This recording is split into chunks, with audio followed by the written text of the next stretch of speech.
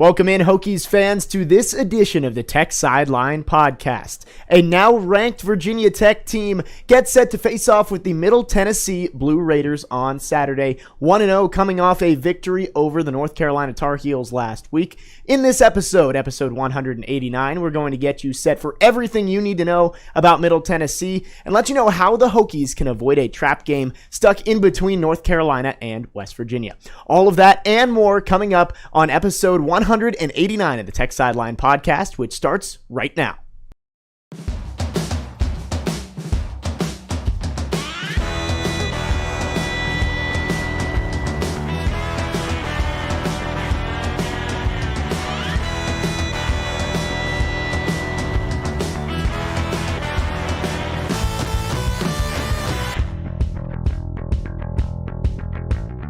We welcome you in, whether you're listening archived on Amazon Music, Google Podcasts, Apple Podcasts, SoundCloud, or Stitcher, or if you're watching archived on YouTube. If you're watching live on YouTube, make sure you like, subscribe, and comment below, and also make sure to drop a question in the chat, as we'll have David Cunningham working on that, and we will get your questions into Will and Chris at the end of the show. The Tech Sideline Podcast, as always, is brought to you by the Southeast Regional Training Center. You can help bring Olympic hopeful athletes to one of the fastest growing and best wrestling programs in the country. Make sure to go to southeastrtc.com to learn more and donate today. I'm Jake Lyman. I'm your host as always. Across the way, Will Stewart, our founder and general manager. To my left is the lead analyst and columnist Chris Coleman.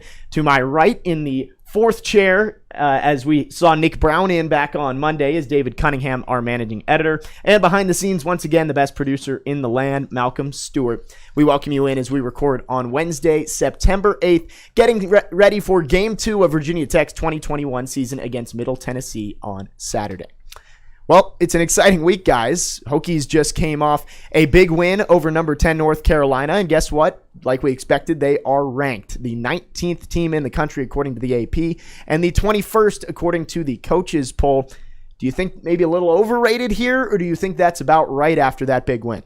We have one game of data to go on. Yeah, if we learned anything, and I think you can go back through time, and I don't think I really truly learned this till the last few years, is you think you always learn something in game one, but a lot of times it turns out you don't. Yeah. Right? We thought we learned that Virginia Tech was a really good football team when they smacked Florida State around in 2018. That's what we thought we learned after week one. So it turns out Florida State was just horrible.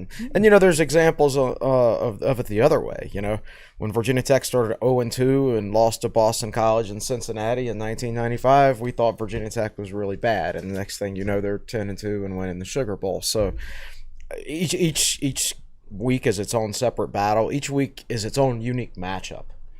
I think we phrased it on Monday.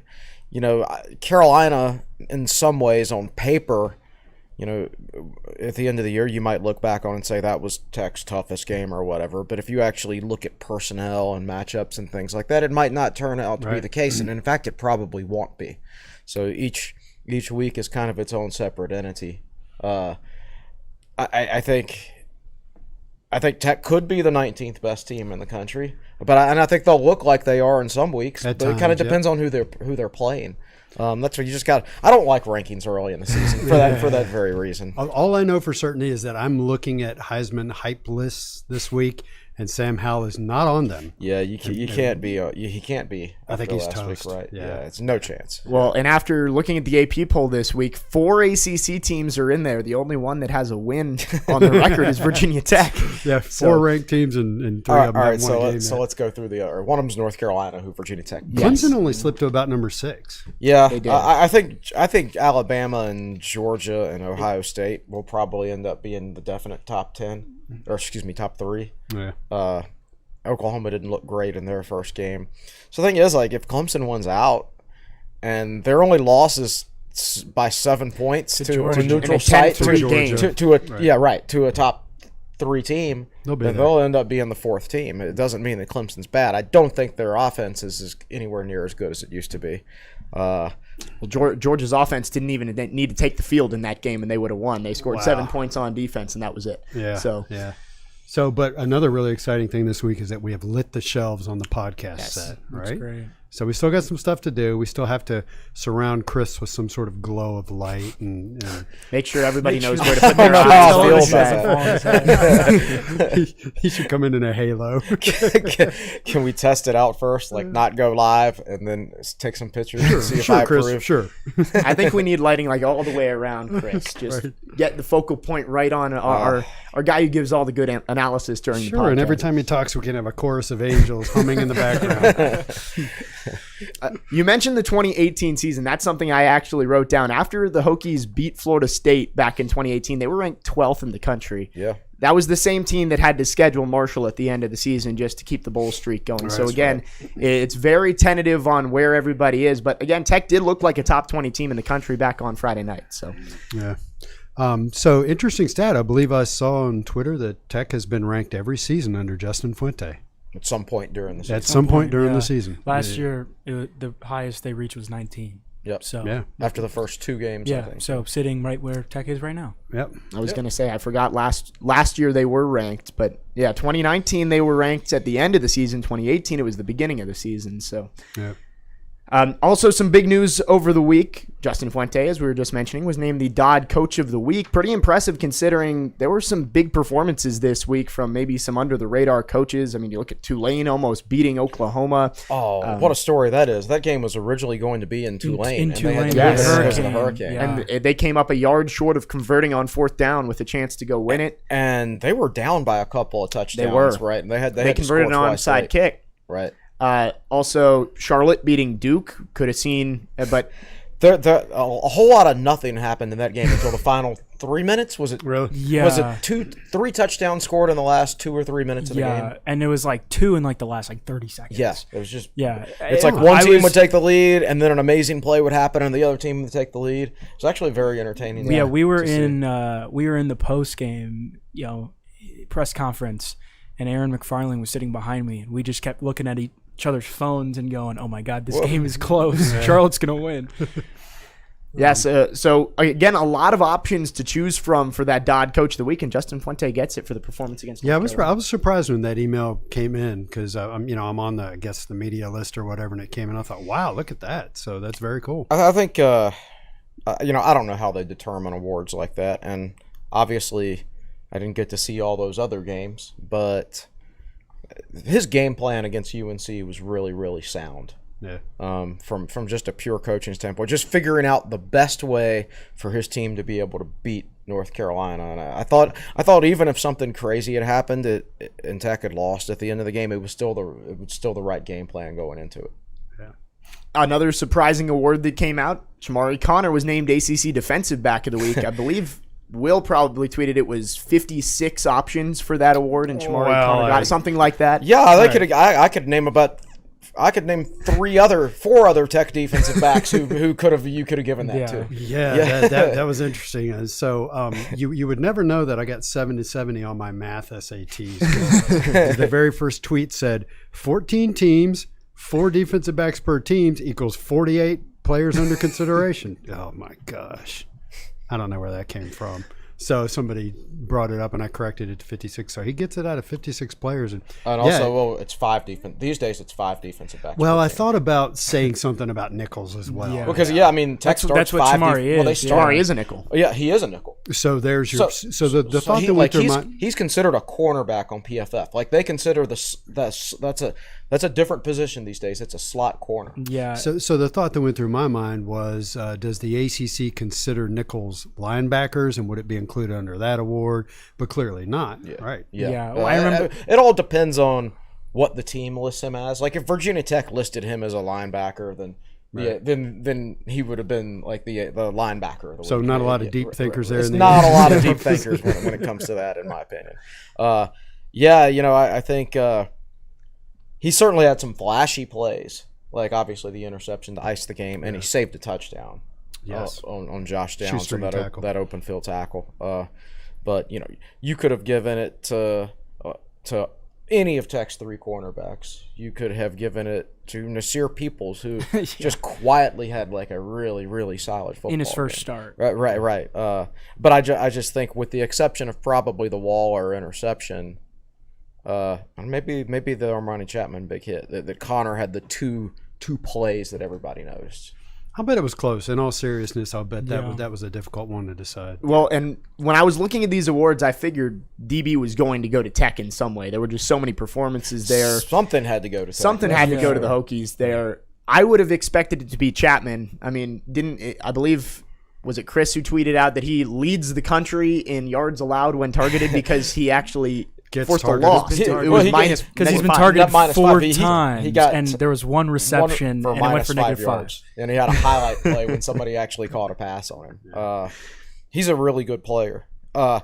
I thought he got a bad rap 2 years ago from some people. Like, he's remembered in 2019 as a guy who gave up that pass down the sideline in the UVA game, right? The one that I don't even think was actually complete.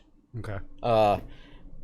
It was really good coverage. It was just a perfect throw by a guy who never made good throws down the field like that. It was almost like 16 years worth of stuff. Just they were almost destined to make that throw. Luck, right? all that stuff. And I think he had a tough play in the Notre Dame game. But if you go back, if you look at his grades that year, it was like 75 or something like that as a redshirt freshman. He played really, really well. Didn't play as well last year, but who did? On defense. So I've always been a fan of Chapman. I was actually wondering before. No, wait a minute, Connor or Chapman? Chapman. I keep getting them mixed up too. I was actually wondering before the season if I think he's a good enough tackler that could they move him to Rover if they weren't confident in Devin Hunter, and I think they could have if they really needed to, but now it doesn't appear they need to. I think Armani Chapman could have maybe been one of the silver linings of the whole COVID thing last year. With if Caleb Farley doesn't opt out and Jermaine Waller is healthy the entire year, he probably doesn't get as many of those game reps last year.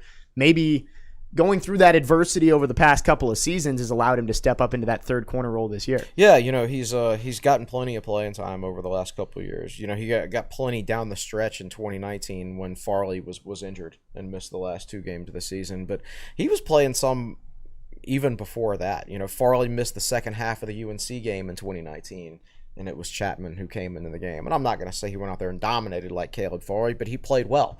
Tech won that football game with him playing cornerback. So, I just think he's a very good player. And, they have decisions on who they want to start at cornerback, which I think is great. You don't start anybody just for the sake of starting them or seniority or anything like that. You literally tell those 3 guys, whichever 2 of y'all has the best week of practice this week is going to start. We're going to start you. Right. And that's how you create that competition, and that's how you get. But that's how Alabama gets better, because they have competition at every. That's one of the reasons. Well, but they have. No, that's part of it. I mean, they have such great talent at every position that if you don't compete your tail off every day in practice, Nick Saban is just going to replace you with another top 100 player. Well, and when was the last time Virginia Tech had 3 or maybe even 4th corner, if you can't, like Nadir Thompson can, he's not as good as other 3, but he can play. When was the last time Virginia Tech had 3 or 4 they go 3 or 4 deep at cornerback? And a lot of that is, I think, a product of the COVID year, and like Dorian Strong, he got to play a lot last year as a freshman. So it all is coming to fruition, and we saw Armani Chapman show out, especially Jermaine Waller. I was going through the stats when we were talking about how many guys Virginia Tech defensive backs could be named defensive back of the week. Well, Connor led the Tech in tackles, and Chapman was second. And then you had Dorian Strong on there who had a really good game. So there's like 3 or 4 or 5 different guys that you could include on there. You're right, David, and I don't mean this as a knock on. Oh my gosh, Chapman and Nadir. No. Strong. No. Waller? No. Waller? Chamari Connor, yes. Chamari Chapman, that's why I'm getting them mixed up. I don't mean this as I don't mean this as an insult to Chamari Connor. But I mean, if I was going to give the award to a Tech defensive back this week, I think I would have personally picked Armani Chapman. Yeah. But you're splitting hairs, and that's a good problem to have. So, it just occurred to me while all this discussion was going on that everybody talks about the coaching job that Justin Hamilton did coordinating the defense. But how about the relatively late decision in fall camp to move Peoples? Mm-hmm. That is Justin Hamilton's position. That's the position he coaches. He coaches the safeties. He played it. And he made that decision And that one paid off big time. They really, really wanted to give Devin Hunter a chance to win that spot. You're right. That was probably in their minds the whole time, and they just strung it out as long as they could. Right. And the thing is, like, the rover, or we'll call it what they call it these days, boundary safety. It's not some, like, I'm not saying it's not complicated and not difficult to play, but it's not. I don't think it's as complicated as whip. You're not on the wide side of the field. So I mean, I think you can. I think for the most part, if you're good in coverage at whip, you're going to be even better in coverage at rover, in my opinion. So I don't think it was a very difficult move. Otherwise, I'm sure they would have made it earlier. Yeah. But that's his spot now, is what it looks like. It would be hard to take him off the field after that. So this episode is called Middle Tennessee Preview. Yeah, I was about to get into that. Is. So 15 minutes in. Here we go, Middle Tennessee. I think the big story with this game is less about Middle Tennessee and more about the Hokies. You've got North Carolina last week, West Virginia, a trip to Morgantown coming up the week after. How worried should fans be about this possibly being a trap game? When ODU upset Virginia Tech, ODU wasn't a good team, but they were a big team. And they did have a big running backs and big receivers and a physical offensive line. And a quarterback who played the game of his life. Right. Yes. Now, and when Liberty beat Virginia Tech, I'm looking at mock drafts, and I'm seeing Malik Willis's name in the first round, and in some cases even the top 10 as a quarterback. So, it wasn't – we have to give that some credit, right? Yes. First-round quarterbacks can be hard to beat, even though Tech just did it the other night. But for Middle Tennessee State, I don't see any of that. I see up front on both sides of the ball, they're small and young. 50% of their two deep on the defensive line are redshirt freshmen. And yes, redshirt freshmen this year could actually be redshirt sophomores, but redshirt seniors this year are actually sixth-year seniors. So everybody gets an extra year like that. You're still talking about the pretty basic, just about the youngest players on the field, and so we'll drill down on a lot of detail later. But I just wanted to say that making up the roster card this morning, there's not a single player on Middle Tennessee's defense who's over 6'2". Right, and their starting defensive line 6'2", 220, 6 foot 289, 6'1", 268, 6'2", 255. He's their big guy, but he's like their only end over 240 pounds, I think. 3 of their 4 defensive tackles are below 275. And if you look on the offensive line, they start three freshmen, one of which is a true freshman right tackle who's 6'3", 275, who anywhere else would be redshirting as a center. Yeah. Because he's so small, but he's got to start at right tackle for them.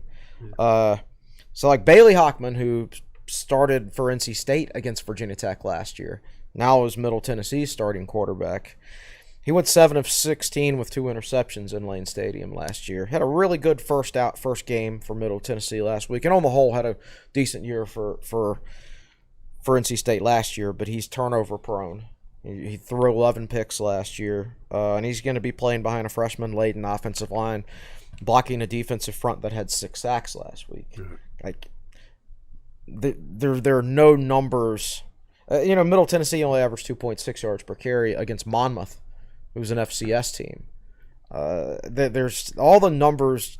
Nothing indicates to me that an upset is anywhere near being on the cards. Like, it would take a horrible, horrible, horrible performance for Virginia. Like a performance like no, I'm talking much worse than like the Liberty last year. Yeah. I mean, Liberty last year, Tech, they at least scored 35 points, and they didn't have James Mitchell or Khalil Herbert, right?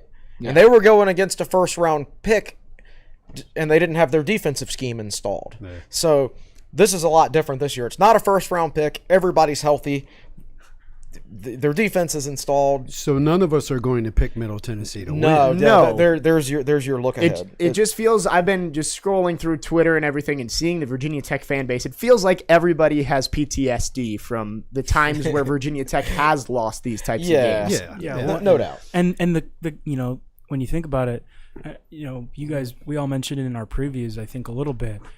the past couple of years, Tech's played those smaller teams really, really close, even when they weren't losing to a Liberty or an Old Dominion. Playing playing Furman, playing Rhode Island, very, very, very close. The Furman game was 24-17. They were up. Furman was up, I want to say 14-10 at halftime. Yeah, it just. Yeah. I don't. And even the Rhode Island game was. It was like 31-17. That was the Rhode Island game, if you recall, was after the Miami game and before the UNC game. Yes. Yeah. So it's similar from that Middle Tennessee, similar from that standpoint as far as it's falling between two big emotional games against big rivals. Yeah. So I'm not saying that Tech is this is going to be a cakewalk all the way through, or that Tech is going to look like a really, really, really efficient football team. But I don't. It would be difficult for me to see Middle Tennessee State able. I did call them Middle Tennessee State. I shouldn't. We were talking about. They're now Middle Tennessee. They're just Middle Tennessee. Yeah. It's very difficult to see Middle Tennessee putting a performance together that's good enough. Well, looking at Middle Tennessee State, just in their program's history, it feels like if this game was 5 years ago, maybe you're a little bit more worried. This was a pretty consistently making bowls, contending in Conference USA, stuff like that, but not as much in the last couple of years. Yeah, their record's been down the last couple of years. I don't know how much you can judge 2020 for anybody. Yes. We know Virginia Tech's situation there. Everybody has different situations. They've been a well-coached team for a long time now, with Stockstill as their head coach. But yeah, with so many freshmen in the two deep and so many like smaller players forced into the starting lineup, it does seem like that they're maybe not quite. They don't quite have the ability that they used to. Yeah, when I look at them, I don't follow them. I'm not a fan of theirs. But if I was a fan of theirs, I'd be like, we've been a less than 500 ball club, and we're really young this year. It just seems like things are trending in the wrong direction. Yeah, their size, I mean, especially on the lines, and even wide receiver. I mean, they start a wide receiver who's 150 pounds. Yeah. 5'7", 150 pounds. Like, this is a team where if you looked at an FCS depth chart, too deep, you might actually, just based on sizes of players, you might mistake this for an FCS team. Now, they're better than that, because they smashed Monmouth last week, and Monmouth has been in the playoffs the last 3 of the last 4 years in FCS. But this is just not, I mean, if Tech shows up and just hits them, I mean, Tech should be bigger and stronger. Yeah. Well, looking at their offense, you mentioned the offensive line, and I want to take a look at their two tackles. The left tackle, 290 redshirt freshman. Right tackle stands at 6'3", 275, true freshman. Mm-hmm. One of those guys is going to be dealing with Amari Barno for the entire game, you would assume. Yeah. So do you think last week Barno kind of was pushing back towards the linebackers, kind of being a spy? Do you think they kind of just tell him to pin his ears back and go? I would expect a more vanilla defensive scheme from Tech this week, certainly. In third and longs, you could see them continue to go with that special package where a third cornerback comes in and Holyfield comes out with Waller going down to the nickel spot. That could be a thing for the whole season. We'll see. As far as where Barno lines up, I think that's reserved for, depending on who they play. Maybe you break it out for Kenny Pickett later in the season. Yeah. I don't think you break it out for Middle Tennessee. I think you put Barno up against one of those freshman tackles the whole time and have him pin his ears back. And I think Middle Tennessee will if I were Middle Tennessee, the whole game plan should be revolved around getting the ball out as quickly as possible. So I wouldn't expect a lot of like deep drops from Bailey Hockman, because I don't know if they're going to be able to protect him long enough. They've got a very young, small offensive line. So like you said, this is a team that got 6 sacks against North Carolina last week. So Hokies will hopefully be looking to push the question a little bit and try and get after Bailey Hockman. You mentioned Hockman played against the Hokies last year in that season opener against NC State and struggled. But he's played in Lane Stadium before. Again, not as many fans, obviously. Sure. But do you think that may be an advantage for Bailey Hockman having seen this defense before, or do you think the other way around, Justin Hamilton has seen Bailey Hockman? He kind of saw this defense. I mean, he saw a defense that was just kind of thrown out there with no spring. And it's amazing Tech played as well as they did. And honestly, one of the reasons they won that game is because NC State didn't know what to expect because there was absolutely no information on what Virginia Tech was going to do defensively. He had 3 really good running backs to hand the ball off to at NC State, and he doesn't have that at Middle Tennessee. He doesn't have the offensive line that he had at NC State. So I don't think it's an advantage or a disadvantage to either team. I just hope we're not underselling him. Yes. If you look at Middle Tennessee's roster, maybe he's the one guy who could make a difference. He's a former ACC starting quarterback. So as Chris will get into in their running attack, you talk about running by committee. Well, they didn't give more than 5 carries to anybody. 5 different running backs carried the football. Yeah, their starting running back is the former number 1 running back in the state of Florida, who signed with Florida State out of high school. He's a redshirt senior who has rushed for 262 career yards. So, yeah, that's so for those star ranking enthusiasts. Here's another one that maybe doesn't quite live up to the hype, but you just look up and down your roster and like who for them. Chris talked about when Tech lost to ODU in 2018. ODU wound up going 4-8 for anybody who doesn't remember. They weren't a good football team. No. They were great that day, and didn't 2 of those wide receivers? A couple of those wide receivers, maybe Travis one of the Fulgham's running on backs. the Eagles now. Yeah. But I don't see that. ODU kind of thing was going actually on here. good where Tech wasn't good. Yes, so it was a bad matchup. Right. But anyway, back to the point, Hockman's probably the one guy that could make a difference for them in this game so far from what we can tell. I would say, he played a good game last week, 17 of 22, 215 yards, 3 touchdowns. Obviously, again, Monmouth. FCS program. He had a good completion percentage last year for NC State, even though he didn't show it the first game against Virginia Tech. But his touchdown to interception ratio, 13-11. And that's with good players around him. Yeah. So it's hard for me to see him excelling with these guys around him. I don't think he lacks talent or anything like that. So wait a minute. So help me out here. They had Devin Leary last year and Hockman. Which one started against Tech? Hockman. Hockman started. But Leary came in and went 12 of 16. Yeah, Right. Hockman And was then they started Leary for a while, but he got hurt, right? And then Something like that. I want to say Hockman started 8 games last year. Okay. I believe that's what Justin Fuentes said on Monday. But I think they had settled on Leary as their starter. Yes. And that's what I was forgetting and trying to piece together. How did he wind up with 13 touchdowns, 11 interceptions? Because I tuned out after. Matter of fact, the whole NC State thing, Tech beat the pants off of them in the first game, and I quit paying attention to them. They went Yes. And then later on, it's like 8-3. 8-3. Yes. And they ended the season with a tough quarterback situation, guys Yeah. getting hurt and going in and out. Yeah. Dave Dorn probably, I don't want to say he saved his job last year, but he certainly helped himself. Oh yeah. Yeah, so last year, when Tech played NC State, Hockman played about 3.5. Like he played about 2.5 quarters. He got pulled like halfway through the third quarter, and at that point, I don't know if you guys remember, but the halftime score of the Tech NC State game last year, Tech scored 17 in the first quarter and 14 in the second quarter. Oh yeah, and so it was kind of over by halftime. Yeah. But last year, I was just looking at this. The pressure Tech got last year, 7 tackles for loss, 6 sacks against NC State last year. Justice Reed had 2 sacks on the first drive in that game. Yes.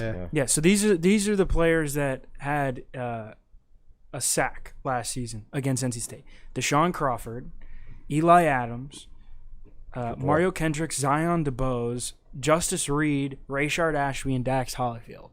Wow. So there's lot of dudes 2 like guys that. on the Yeah. team still. Yes. Yeah, Kendricks and Dax. Yeah.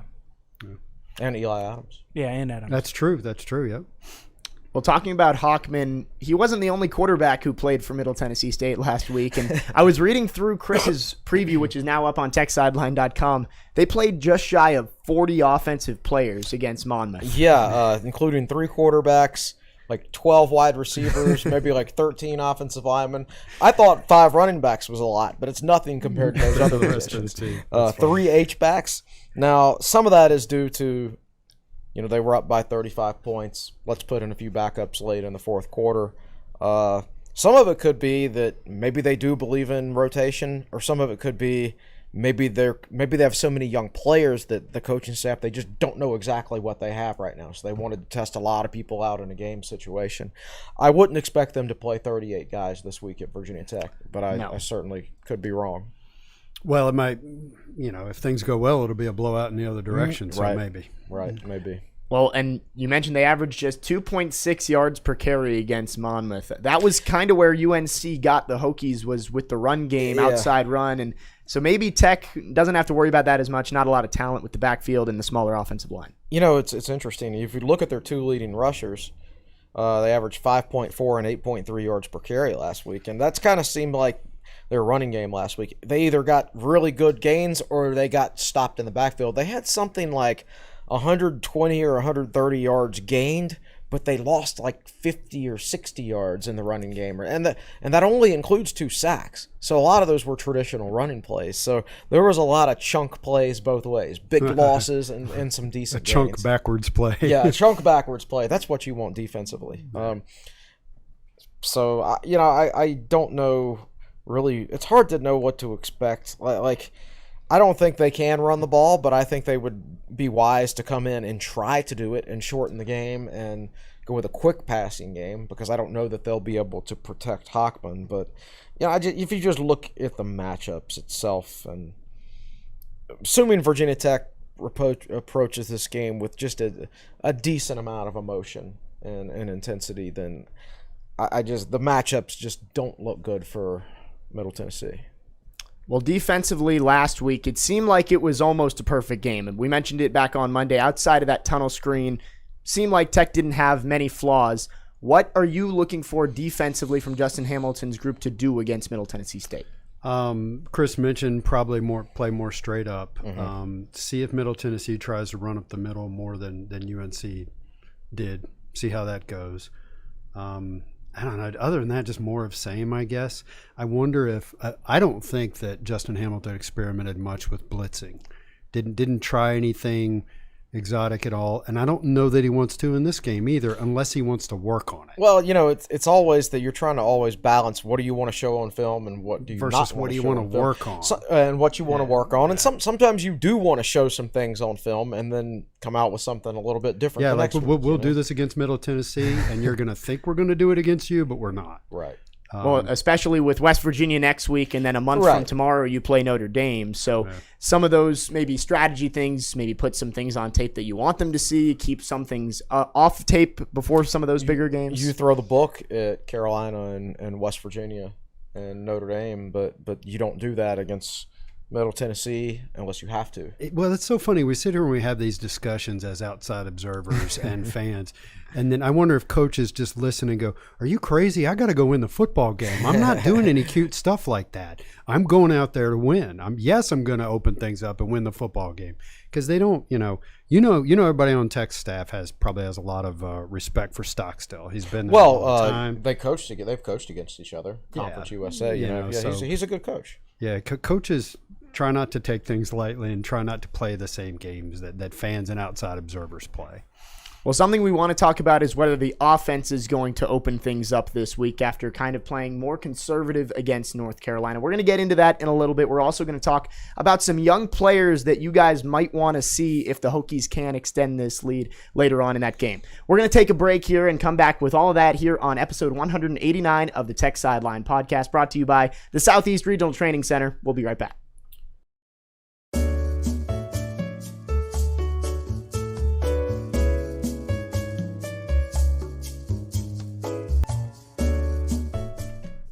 We welcome you back on episode 189 of the Tech Sideline Podcast, brought to you by the Southeast Regional Training Center. We've got the whole crew on set today. Jake Lyman, your host, Will Stewart across the way, Chris Coleman to my left and to my right, not pictured on the screen if you were watching on YouTube, is David Cunningham in our fourth chair. We welcome you in if you are watching live on YouTube. Continue to drop questions in the chat below, and we will get to those at the end of the podcast. We've already gone through kind of the Virginia Tech defense versus Middle Tennessee's offense. For Saturday's game, the Hokies trying to get to 2-0 after the upset win over North Carolina. Now I want to talk about the Hokies offense. It was a conservative game plan, only scored 17 points. Could have been more, obviously, but do you think Brad Cornelson and Justin Fuente are going to try and open it up, maybe try and take a couple more shots downfield, not play the ball control game as much, maybe? Yeah. Oh, I definitely don't think there will be a ball control feel to this game. Yeah, I'm not sure that I would call the offensive game plan against North Carolina conservative. It was ball control, and I think people do equate ball control with conservative, not necessarily slower tempo. You're right. Yeah, I don't think it'll be a slow tempo. Tech did go for the throat, obviously, after they got that turnover. Yeah. But yeah, I would expect just a normal pace from the offense this week. I would expect things. I'm not going to say it's going to be generic or vanilla or anything like that. I think it'll just be a recognizable offense as far as the types of plays they run and things like that.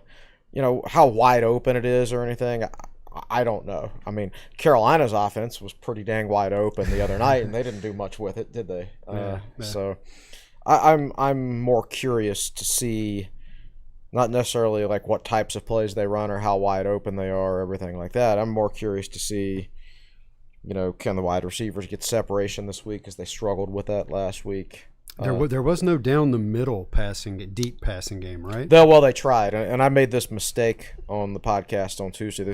And Fuente, he didn't correct me, but he talked about this play and showed me that I was incorrect on Tech Talk Live on Monday night. It was the interception that Burmeister threw. And I was begging for the wheel route, and there was a wheel route employed on that play, and that's where Burmeister threw. But his first read was Trey Turner on the post, which makes a lot more sense. If you're rolling to your right rather than throwing all the way back on the wheel route, that post is running in the same direction you're running, but the wheel route draws the safety down on one side, and if you roll out, it draws the other safety down on your side, and maybe you get clean space out over the middle on the post, and that's what Tech was going for. The problem is Trey Turner just got smashed at the line of scrimmage and couldn't get off the line, which is what Fuente warned about going into this game. He said their defensive backs will take your head off at the line of scrimmage. And I actually saw that live. Like, I saw that guy basically take Turner's head off at the line of scrimmage.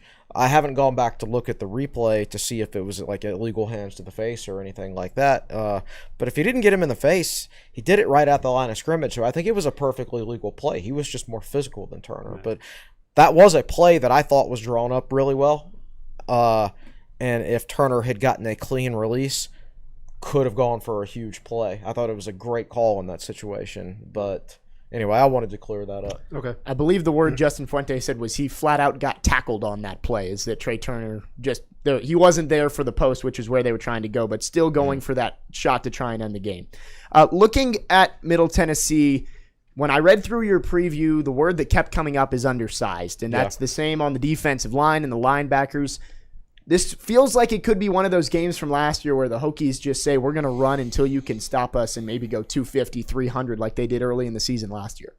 Yeah, so that's a good point. And undersized doesn't always mean bad. No, we should know that as Tech fans through the years. Well, to me, the classic example, yes, I've been around Tech football for a while, but one of the classic examples was the 95 Navy game where Virginia Tech was a big, powerful offensive line, and Navy just gave them fits. And of course, that was what Virginia Tech did to other people. And it was like 7-0 late in the fourth quarter. Yeah, right? it was. That game wound up being very close.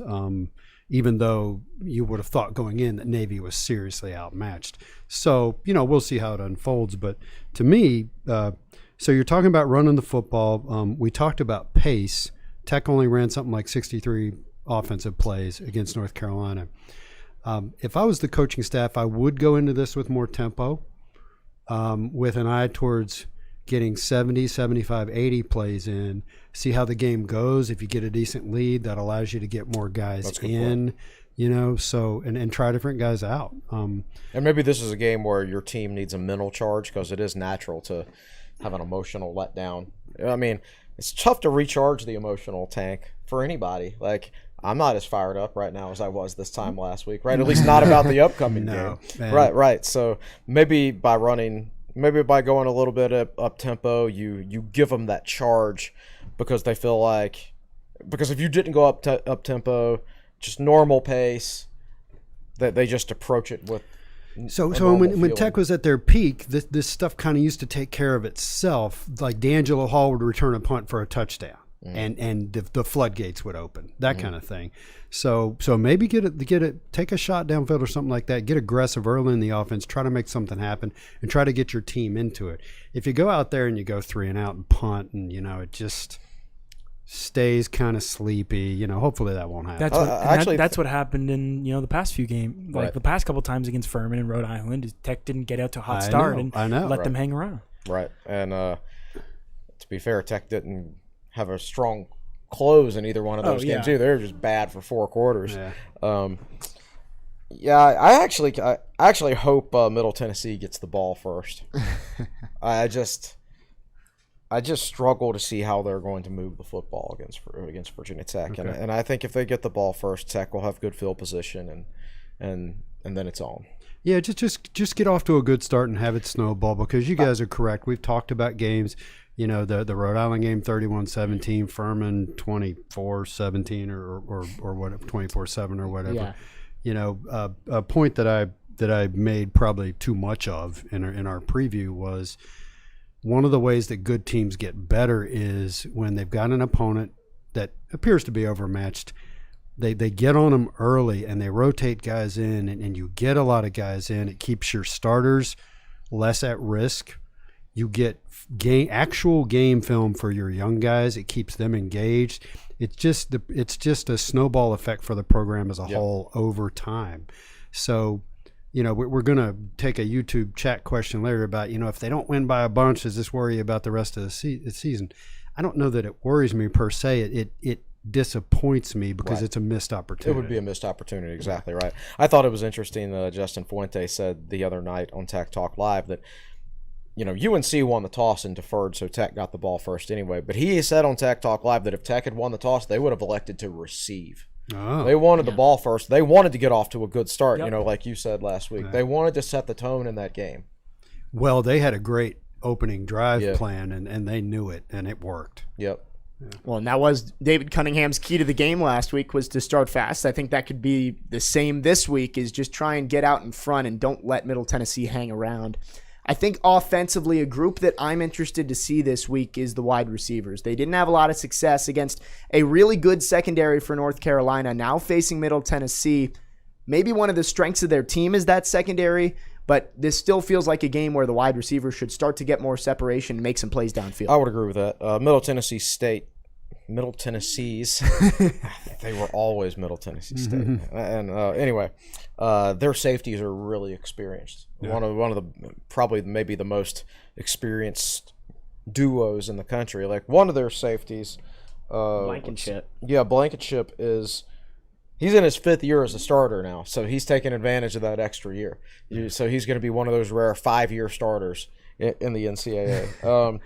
So they're very experienced back there. They're less experienced at cornerback than they are at wide receiver, but I do think their secondary will prove to probably be the strength of their team, but it's not as good as Carolina's secondary. Tech it'll be easier for Tech's receivers to release off the line of scrimmage. Last week we saw Jaden Payut get 6 snaps, Dwayne Lawson get 1 snap, and those are the only backup receivers that played at all. I wondered about that. Yep. Yeah. And Payuts were on offense. We're not seeing special team snaps. Yes, that's correct. So we're going to see more from them this week. We'll see Jalen Jones in his first college action. Tech is sometimes hesitant to throw a true freshman into the first big game of his career. If it's a big game, like, Dax Holyfield played a ton for Tech in 2018 and started a lot of games, but he only played 3 snaps the opener against Florida State, and those were the 3 at the end of the game when it was already decided. Yeah. So they didn't start working him until the next week against William and Mary. And so I think you'll see some more of these young guys, particularly the young receivers, start to get worked in a little more this coming week. Right. I think looking at the more experienced group too, Tavion Robinson only had 1 catch last week. Didn't really get a ton of opportunities in the punt return game as well. Do you think this is a game where maybe he needs to show that he can show out against a team like this?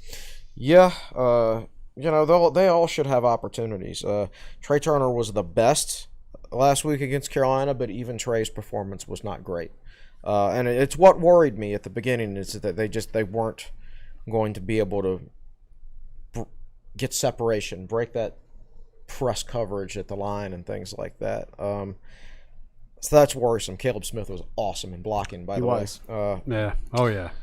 But the good news is, like, Carolina their corners might be the most physical group of corners that Tech faces this year. So Tech's most significant challenge might be behind them at this point from as far as a passing game standpoint goes. But I'm not going to say it's all downhill from there because, Miami's always got athletes and Pitt generally has a quality defense. And Notre Dame didn't play so hot against Florida State the other night, but, they're still talented players on that roster. But I do think that was a challenge the other night that Tech's receivers probably won't see as much of this year. Now, other teams could see that on film and, elect to try some of the same stuff, but do you have the personnel to pull it off? That's But don't you think also at this point that Trey Turner is what he is and Tavion Robinson is what he is? Yeah, probably. Yeah, certainly Trey is. So try the younger guys. You bring up Caleb Smith's blocking. He and Jaden Payard are listed at the same position, right? They're both. I mean, I don't know if they exactly play the same wide receiver well, position. actually, They're both outside Smith, receivers. Payud is Smith's backup on the depth chart, I believe. I wonder, the coaches see him in practice, and I wonder how good of a blocker Payud is, and I wonder if that might affect his playing time as the season goes on. So these are things that you're asking about Robinson and Turner. I'm actually not really thinking about that. Okay. Yeah. Can we see some other guys, some younger guys, and get some film on them and see how they do? And that's a good point. If Tech wants to shorten games and play with a lead and run the football and things like that, then yeah, I mean, everybody wants flashy catches and big plays and things like that, but it's important that your wide receivers be able to block. So when Caleb Smith goes, I mean, he blocked a UNC receiver into the Tech bench basically on that Tavion Robinson jet sweep. Yeah, I know the one you're talking about. I remember that. Yeah, so I think his run blocking grade was close to a 90. Yeah, it was the best one by far. Yeah, that was one of the first things I noticed when I looked at PFF is just Caleb Smith's run blocking grade was through the roof. I mean, and I think I couldn't remember. It was one of the running backs. It was Blackshear or Holston that had the second best running grade. Right. So so it just goes to show like how much Tech values run blocking. Right, at those skill positions. So he's a tough guy to take off the field from that standpoint. Now, maybe if Tech is in a situation where they're behind and they have to throw it 35 or 40 times in a game, we don't want that to happen. But if they do fall into that situation at some point, then maybe the rotation reverses itself, and maybe it's Pay who's the guy on the field all the time. Yeah. Well, and that's why you can't just scout box scores and say Caleb Smith didn't have a catch on Friday night, but if you watch the film, he had a big impact on the game. He sure did. So let's talk about running backs. You got running backs coming up next, or are we going to talk about running backs? Let's talk about running backs. All right. So you expect you're going to see the guys at the top, Holston and Blackshear. They're going to get a lot. Keyshawn King didn't have a great game on Friday. He had the fumble, but you expect he'll get a little bit of run on Saturday. But also could see some younger guys. I feel like this may be a game where you see a lot of different guys churning through that backfield. I want to see some Marco Lee. It's a full room. I can't. All the names are not coming to mind. So in case people miss the quotes, Fuente very much had King's back in his press conference and maybe on Tech Talk Live, which I didn't have a chance to get around to reading the notes. But I wouldn't pay attention to what Justin Fuente says. I'd pay attention to what he does. Is he going to continue to play King and give him carries? Because even though Fuente said the right things, I don't think King carried the ball again after that fumble. I don't believe he did. They had him back there for kickoff returns, but he didn't get a chance to have one of those. Yeah. He didn't touch the ball in the backfield. So that's something to watch. Or do they just go Holston, Blackshear, and then jump right into Marco Lee and whoever's in that second group? Taj Gary, guys like that. Yeah. Well, that kind of leads me into where I wanted to go at the end of the offense. And this doesn't have to be an offensive player, but who is one, maybe two guys that if the Hokies do pull away by 30 in the third or early fourth quarter, who are some guys you're excited to see get some actual live game reps? Jalen Jones, the young wide receivers we mentioned, of course. I think Will Panay at defensive end. Yeah, the defensive end. Cole Nelson at defensive end. Jaden Keller potentially at a linebacker spot if they wanted to get him reps. Dean Ferguson is a guy who I think has a chance to be a good player, and he is Dax's backup at the Mike spot, and he should get an opportunity in this game. So those are some guys I'm keeping an eye on. Fuente was very complimentary of Malachi Thomas before the season. And he hasn't been very complimentary of many of his young running backs in the past. So, we talk about Marco Lee and Taj Gary and guys like that, but like Marco Lee is a fourth-year college player, and Taj Gary is a third-year college player, and I think if those guys were going to beat out Jalen Holston, they would have done it by now. So I'm not as interested in seeing what they have as I would be a guy like Malachi Thomas, who's a true freshman, who you could potentially play and still redshirt. I would very much like to see him redshirt, of course, but if you could play him in there it is. It's lighting up. We need to set up a button on the live stream that Malcolm presses it, and it goes ding, ding, ding, ding, the lights go red when he says the word redshirt. Yeah. So we actually got a question about what young guys what young guys are you interested in seeing besides a guy like Malachi Thomas and Malachi Thomas and Jaden Keller? What other young guys? Who I want to see that we haven't mentioned, because I want Tech fans to see him in a football uniform, is Kelly Lawson. Yeah, yes, that's a good point. Do we know if it's Keli? Is it Keli or Kelly, or do we know? I don't think we're. I think Kelly. I would assume Kelly, but I don't know. I'm gonna call him Kelly till I check the pronunciation. Somebody says you're wrong. Yeah. You got to see that guy. That guy's legs are a mile long, man. I just, Bill Cosby used to make the joke about when you get in the huddle as kids and you were playing football. There's always the fat kid. You go long. Well, Kelly Lawson's not fat, but I want them to just look at him and say, "You go long." 6'4", and his legs are 5 feet. 6'4", no way. Yeah, I know that's what the roster says. His legs are 6'4" by themselves. Yes. Now you have to be careful when you get into this stuff, and this goes back to the whole player development thing. And I made this point with Beatles last year. Last year was a special case scenario because of COVID and emergency situations and things like that, but if you're redshirting a player, that means he should have a heavy weightlifting session on Fridays. Now, football players don't lift as much during the season because they have to be ready for the game. You can't go out there and lift heavy on like Thursday or Friday, and then your muscles are sure tired and recovering on Saturday, right? So guys that are redshirting, they don't have to go through the walkthrough on Friday because they're not playing in the game. It's just a walkthrough.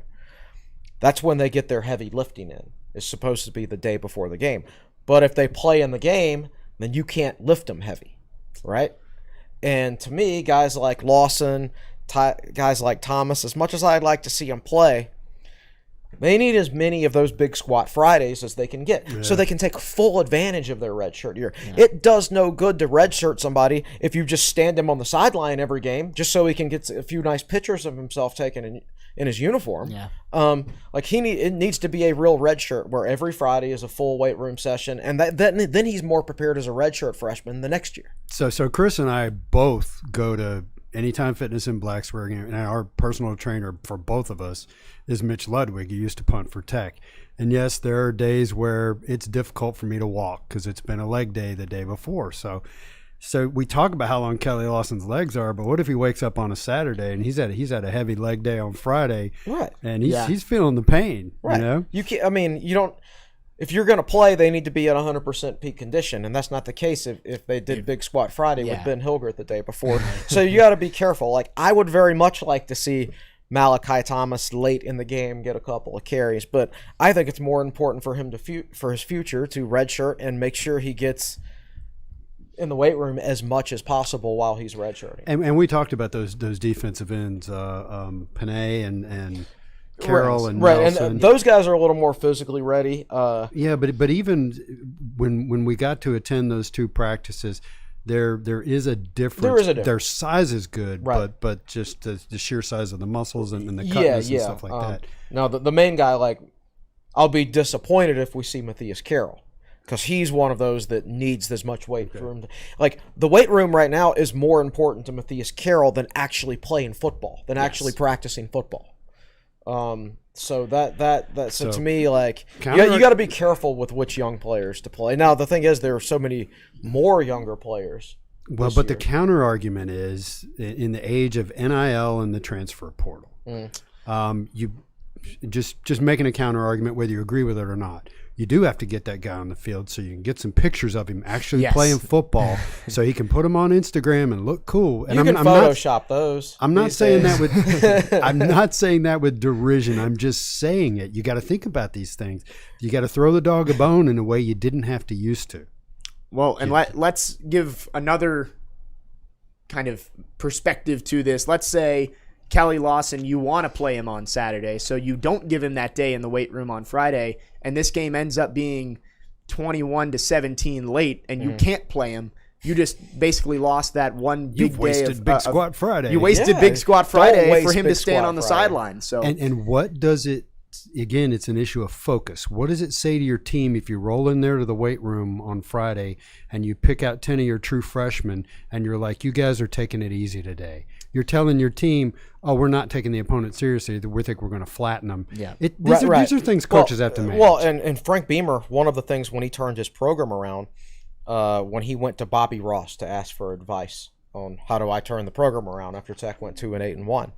And one of the things, if you can read this in Beamer's book, but one of the things he talked about was starting in 1993, they only dressed the guys who were actually going to play in the game. Yeah. Before that, they were just dressing a whole bunch of guys just to be nice, and apparently, they'd go up and talk to their mom in the stands, and they were even a distraction for. You could even be a distraction for a teammate. So that's the thing. You could lift a guy heavy on Friday and dress him just to be nice to him, with no plans to play him.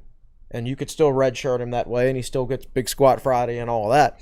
But at the same time, you don't want too many guys on that sideline.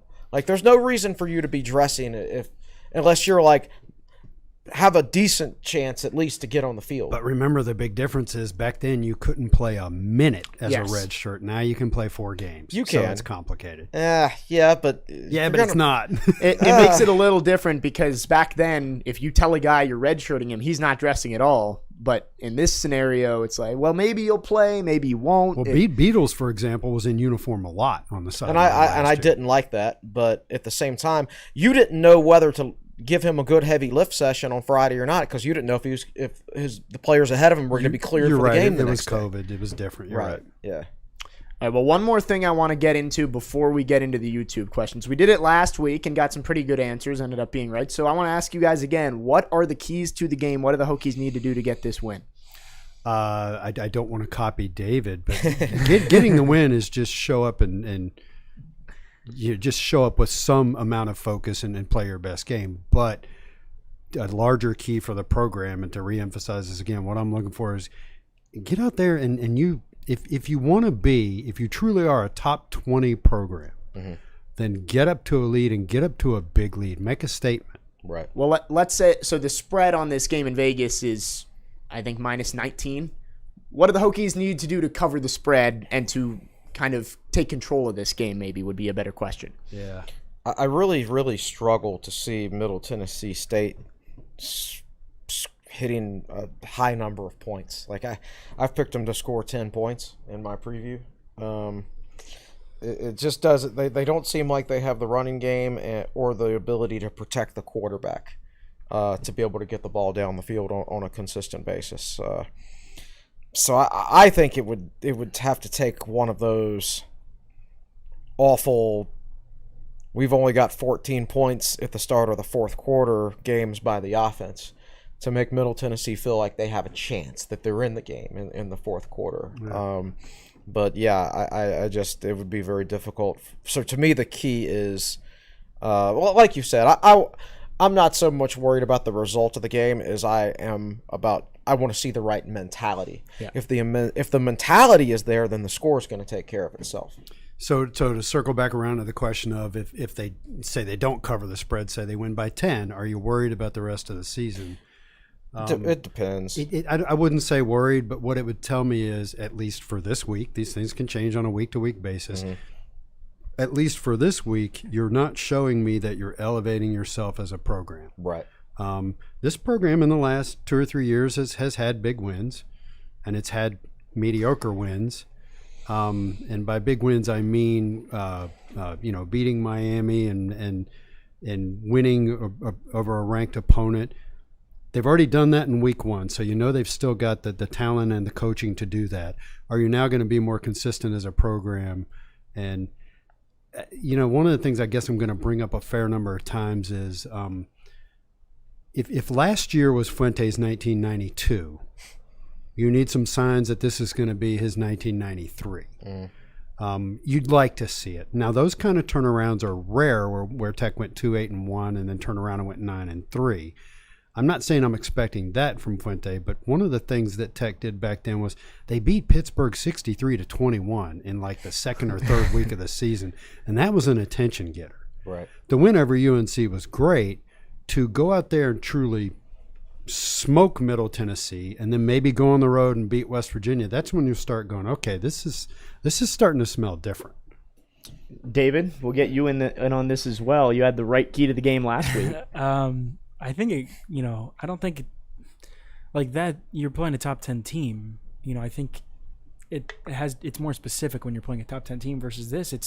I think it goes along with what Chris said, which is just come out with the right mindset. Like come out and say, we want, we're going to, Virginia Tech comes out and plays the first quarter it played against North Carolina, and it'll be 21-0 at the end of the first quarter. Absolutely. And then the game's almost put away. Just come out and play the first quarter like you would play against anybody else, and go from there. I don't think it's anything crazy complicated, in terms of key to the game, because Virginia Tech is the better team. They're the more talented team. They're the bigger team, and this Middle Tennessee team, they'll put up some points. Like I have Virginia Tech winning 31-13, so I don't have Tech covering.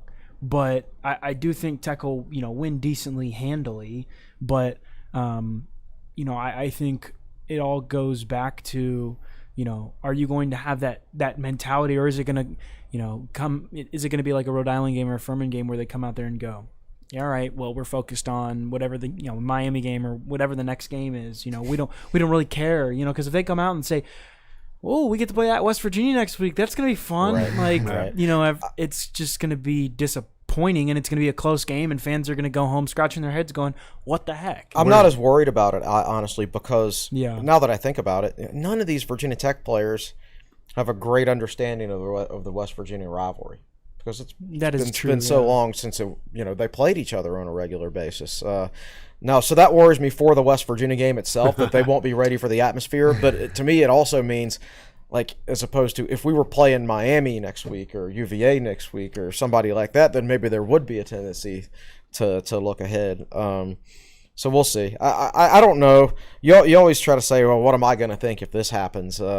Every year Iowa State almost loses to an FCS team to start the season. They did it again this week. They almost lost to Northern Iowa. They beat them like 16-10.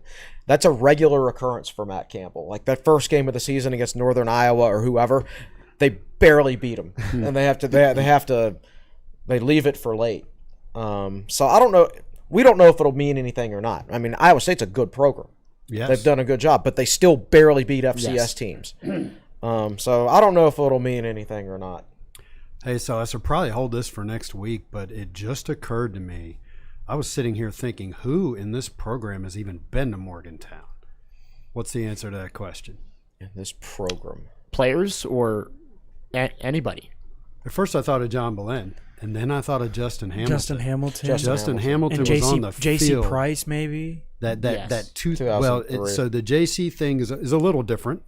Yeah. Justin Hamilton was on the field in 2003 when Tech got curb stomped. And 2005 when they went up there and beat him back. But Marcus so gave him a so finger, it's very and small. then we're like, You can count we're on never one playing hand. you again. So Fuente's got to go to Hamilton and say, is there anything you can do to get through to these guys that have no clue what they're going to be facing? Right. Yeah. Now it's a noon game, so it's more like the 2005 situation. Yeah, it's one of those things where you want to balance it. You want them to know what situation they're facing, but you don't want them to be thinking about it so much that they're not focusing on football. Like North Carolina just blared Enter Sandman at practice all week. Apparently, Virginia Tech plays Enter Sandman 2 minutes every game at the beginning, right?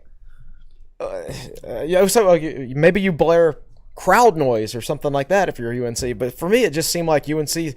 There's a lot of talk about Enter Sandman, which something in the grand scheme of things is insignificant to the football game itself. Yeah, that is so. correct. So you don't want them to.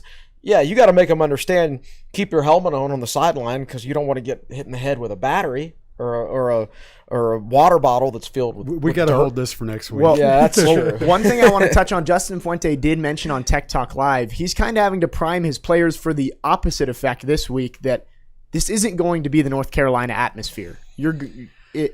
Especially for a lot of these guys who it's their first or second year, have not been in front of a packed lane stadium outside of the North Carolina game. I did see on social media more than two or three players say, "Hey, let's keep this up. Let's do this again next week." And I'm thinking that's not going to happen. Guys. Right. It's a 2 p.m. game. There's going to be a lot fewer fans there, and I don't mean this as a criticism, but the students will be gone by halftime. Yes. That's the way this is going to play out. Well, and it's not to say that it's not going to be a decent atmosphere. I don't think it's going to be an empty stadium. I don't think it's going to be quiet, but it's not going to be rowdy. It'll be North Carolina atmosphere, and that's expected. Yeah, I mean, and how can you expect it to be? Yeah. So that may be something to look at too. If the atmosphere can't raise the energy level, they got to bring it themselves. So. Yeah. I think it's time to jump into the YouTube questions. We've already kind of touched on a few of them here, but David, any good ones being dropped in? It's funny because we've touched on a lot. I brought up the Malachi Thomas, Jaden Keller question. Somebody will literally brought up which of the younger players are you most excited to see. So Joseph Warren asked, how much do you want to see some quarterback depth play here or against Richmond? And that was actually one of the things I wanted to bring up, and I put it in my part of the preview for the game. I would love to get Knox Kadum sometime. Mm-hmm. Obviously Braxton Burmeister, he needs it, but it would also be good to, I think, feel a little bit more comfortable about the quarterback situation, the backup quarterback situation moving forward, and not just, all right, we had this one guy that played like for X amount of time against Clemson last year when we only had like 3 quarterbacks available, but they both got hurt. Yeah. The thing about when you play a backup quarterback in garbage time, if after it's over, you either feel a lot better about your backup quarterback situation or you feel a lot worse.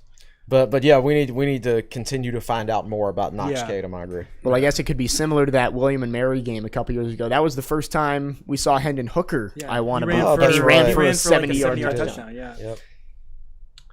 Let's do 2 more YouTube questions before we jump out of here.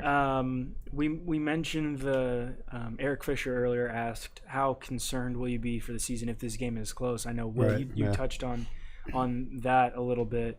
I'm scrolling through here. A lot of the questions I think we answered. Ryan B asked, has there been any word on Payut's health, and do you think we'll see him more in the next game? And I think we should. We'll see him more. He only played 6 snaps. That could be another reason he only got 6 against UNC is because he was limited for part of the preseason with that hamstring injury. All right, let's do one more if you can find one. Yeah, I don't know if there. If not, I'm looking through because a lot of the questions were just about young players. Yeah, and stuff we've already talked about. And stuff we've already touched on. So I think that might be it. I think we covered everything. I have a question for Will and Chris. Was there any, and this is not necessarily football related, but was there any one aspect from like the fan perspective from the North Carolina game that you hope stays for the Middle Tennessee game that you maybe hadn't seen before, or something maybe that you wish doesn't happen again? You've read some stories about certain things going on in the stands, and you'd rather not have that. But at the same time, I understand that everybody was excited, and because they hadn't been to a football game in 2 years, and they got all boozed up, and that's what's going to happen when, to a certain extent. I'm a fan of general admission student seating. I know some people aren't, probably particularly if you're sitting close to the student section, but I do think it gives it creates competition. It gets them. They're in the stadium for Enter Sandman now because they all want to go in there and get the best seats and things like that. Yeah. So there's big discussion on the message board today about the operational issues, and I think we covered that in the last podcast, where they just essentially opened the gates and let fans in. And I said on the message board today, I think that was the right decision in the moment because you want people in, you want them to have a good experience, you want them to be ready when the game starts. But that's a one-time play. You can only do that once because if it gets out that you're not checking tickets on a regular basis, so there's that. The concession lines were just awful. And I remember I went down at one point in the game, went down into the tunnel, took a look and said, nope, and went right back up into the stands. So I know they've got a lot of stuff to work out there. And I think a lot of the discussion is that they were selling beer in the regular concession stands. Yeah. Yes. So that stuff's complicated. It's got contracts and all kinds of stuff going on. And you can imagine there's so many new people working. Yeah. And they were probably understaffed to begin with. Yeah. That's the thing. You could separate it out and make beer stands, but are you going to have enough people to actually work 2 different stands now? Yeah. And so and that also got into the discussion of was security, were there enough security people and police officers there? I can see where they would also be understaffed, but somebody said that he knows people who typically do security for Tech games, and they were available and they were not there. Right. So Brad Worthman is really good at 2 things. He's basically the external guy for the athletic department. He's really good at 2 things, and number one, he's good at handling the external stuff, the fan-facing stuff. And number 2, Brad is really good at taking in the data and evaluating the data and not responding emotionally to things. But I'm sure they had a really busy week this week trying to figure out, how do we manage all of these things better. Yeah. I think this is the first game I can remember where it's the only time I didn't leave my seat the entire game with the exception of halftime.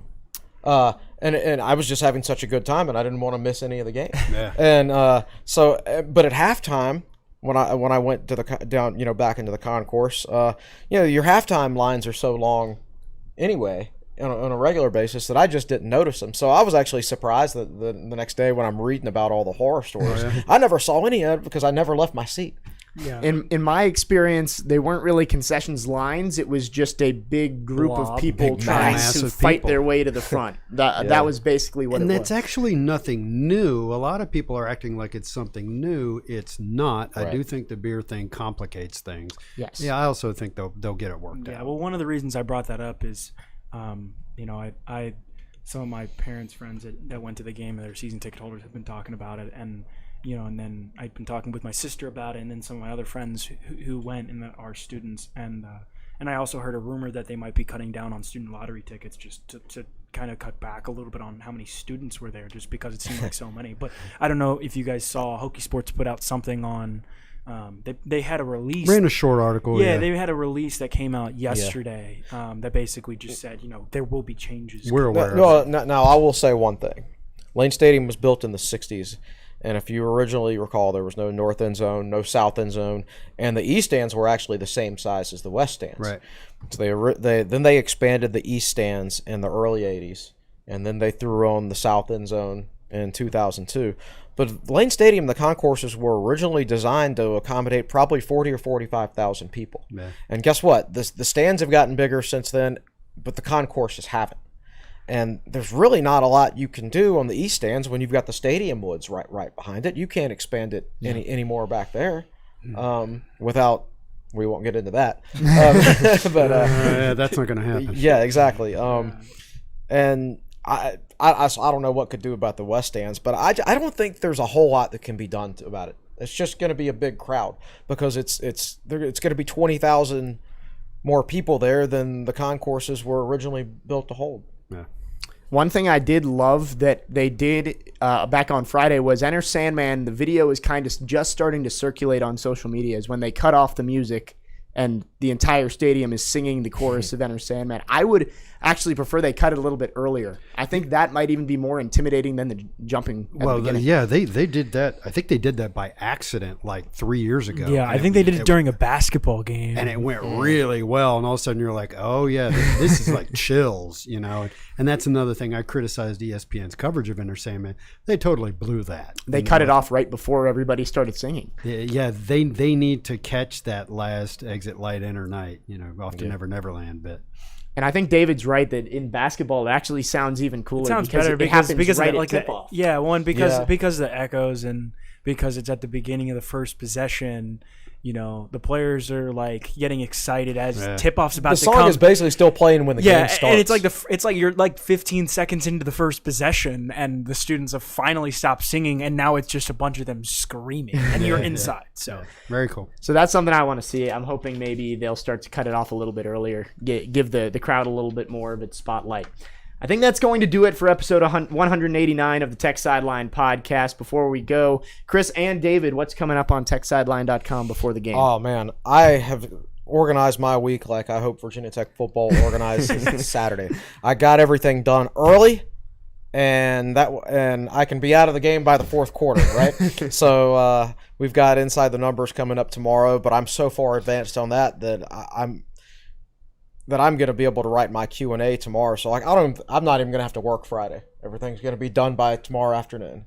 So hopefully we can say the same thing for a lot of starters for Virginia Tech football. This is why we hired David. This thing of working every single day of the week, you know. Yeah. So it's been a bit of a rush to get the preview out this morning. Right. I wrote my prediction part last night and actually got up early this morning and did the roster card. So that was a lot of work for me, but I'm kind of done for the week and I can focus on continuing to build out the set. We're having discussions with more student media and sports media and analytics students about getting involved in the podcast and in some audio video stuff. So I'm excited about being able to continue to grow that part of what we do.